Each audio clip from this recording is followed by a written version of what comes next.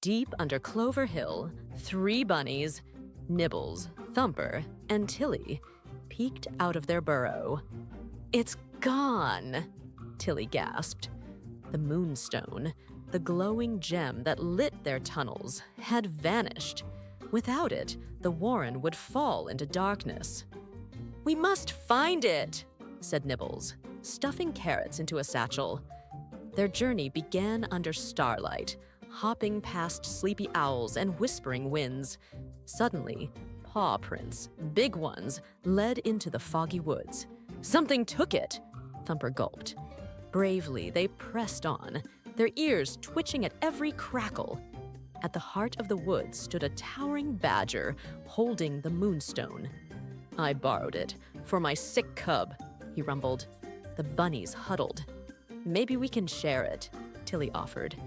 And as the moonstone's glow lit both burrows that night, the 3 brave bunnies learned that sometimes courage meant kindness too. In a dusty thrift shop, Milo found a strange blue coat hanging in the corner. "Try it on," the shopkeeper winked. As soon as Milo slipped it over his shoulders, the coat purred and lifted him an inch off the ground. "Whoa, it hovers," Milo grinned. "Where would you like to go?" the coat whispered. Milo thought hard. "Somewhere no one's been before." With a flutter, the coat soared out the door, over streets, past clouds, higher and higher. They zipped through rainbow storms and cotton candy skies until they reached a floating island with doors hanging in midair. "Choose a door," the coat said softly. Milo reached for a shimmering silver one, but suddenly all the doors began to glow. "Each leads to a different adventure," the coat whispered. "But you can only pick one tonight." Every morning, Lila tended her tiny garden on the castle wall. Roses, tulips, daisies, all bloomed under her care. But one misty dawn, a shadow loomed overhead. A dragon. "Please don't eat my flowers," Lila begged. But the dragon sighed. "I don't want flowers. I need help." He opened a claw, revealing a wilted golden seed. "I've tried planting it everywhere, but it won't grow." Lila smiled gently. "Let's try together." They dug a small patch in her garden, watered it, and waited. Days passed. Then, sprout. A golden vine shot up, wrapping around the castle. "It needed kindness," Lila said softly. The dragon beamed. "And now I'll guard your garden, always." From then on, the dragon's wings shaded the flowers, and every visitor left with a golden bloom. Far beyond the hills stood the spiral tower, twisting high into the clouds. No one dared climb it, except Starzl. "Inside is a wish," she whispered, clutching her lantern. As she stepped inside, the staircase shimmered and shifted under her feet. "Choose wisely," a voice echoed. Every turn brought a door, one to treasure, one to adventure, one to answers. Starzl hesitated, then followed the faint sound of music. Up and up she climbed, until she reached a tiny window at the very top. There she found herself, playing a song on a golden flute. "The wish was always inside you," the voice smiled.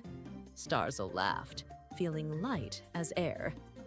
As she played, the tower's walls unfolded into bridges of light, leading to dreams she never dared imagine. In a dusty attic, Destella found a pair of old sneakers glowing faintly under moonlight. She slipped them on, and they hummed. Suddenly, she floated an inch above the floor. "Cool!" She laughed, twirling. But then, the sneakers sprinted out the window. "Hey, who's driving these?" she shrieked as they dashed across rooftops, over fences, into the sleeping city. The hikers stopped before an old shoe store. Inside, shelves shimmered with glowing shoes. "You're the chosen walker," whispered a voice. A tiny cobbler stepped out, smiling. These sneakers only fit those meant to walk between worlds. Dustella's eyes widened. Worlds. The cobbler nodded. "Tonight we need you." And as the sneakers laced themselves tighter, Dustella stepped forward, ready for an adventure she never imagined. High above the mountains lived a shy cloud named Puff. He watched big clouds make thunder and lightning. "I could never do that," he sighed. One day, the sun said, "Puff, the garden below needs rain. Can you help?" "Me? I'm too small," Puff said nervously. "Please." The sun smiled. Puff floated down, took a deep breath, and let out a soft drizzle. Pompous perked up, trees smiled. "More, Puff," said the sun. He rained just enough to refresh the garden. Back home, the big clouds cheered, "Look who made rain today!" And Puff felt big for the very first time. Glimmerlocks wasn't like other unicorns. Her mane sparkled with tiny stars. "One day I'll fly to space," she dreamed. And one night, as she gazed at the moon, a spaceship crash-landed in the meadow. Out tumbled 3 fluffy pandas in silver suits. "We're lost," the biggest panda sniffled. "Can you help us get home?" Glimmerlocks stamped her hooves. "Hop on!" With a burst of magic, her horn glowed bright, and together they soared into the sky, weaving past comets and glowing moons. But then, a shadow loomed. "A space dragon!" gasped a panda. Glimmerlocks narrowed her eyes. "Hold tight." With a swish of her shining tail, she left a glitter trail so dazzling the dragon blinked in awe, giving them just enough time to zip away. "Thanks, Glimmerlocks." The pandas cheered as their home planet twinkled ahead. Elf and Twinkle the kitten peered over the edge of Candy Canyon.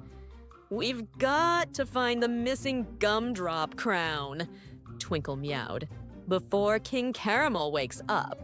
Tinsel adjusted her peppermint-striped hat. "Let's rappel."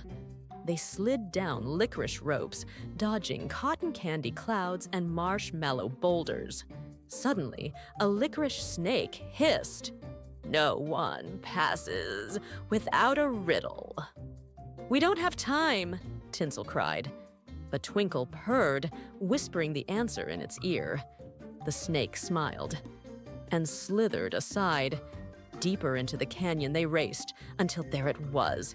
The gumdrop crown sat atop a chocolate stalagmite.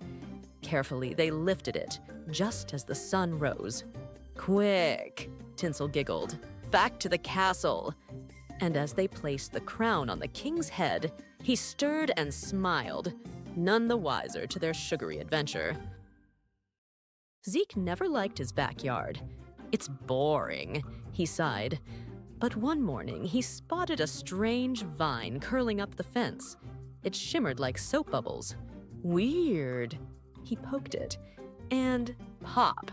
A giant bubble grew from the vine and swallowed him whole. Whoa! Zeke floated up, the bubble carrying him over rooftops. "Okay, this is not boring anymore," he laughed. Higher and higher they rose until a forest of bubbles appeared in the clouds, each filled with tiny creatures waving at him. "Welcome, Zeke," a voice boomed. "The bubble vine chose you to save us." "Save you?" Zeke blinked. But before he could ask more, the bubble began to wobble. "Hold on," the voice cried. "The bubble storm is coming!" And with a pop, Zeke's adventure was just beginning. Mira was bored. No one ever texts me first, she sighed, scrolling her phone. Suddenly, a new message blinked in. Hello, human. This is Dragon. Mira laughed. Very funny. But the next message read, I need your help. Curious, she replied, help with what? A map appeared on her screen, leading to the old quarry. That's weird, Mira thought, but she grabbed her bike and rode off. At the quarry's center stood a dragon, scales shimmering like phone screens. You really came, he smiled. I've been trapped in this Wi-Fi signal for years. Mira held up her phone. You're inside my phone? Not for long, he winked. With a flash, he soared into the sky, shy, leaving behind a tiny glowing icon. Dragon. Contacts. 1. Mira grinned. Best text ever.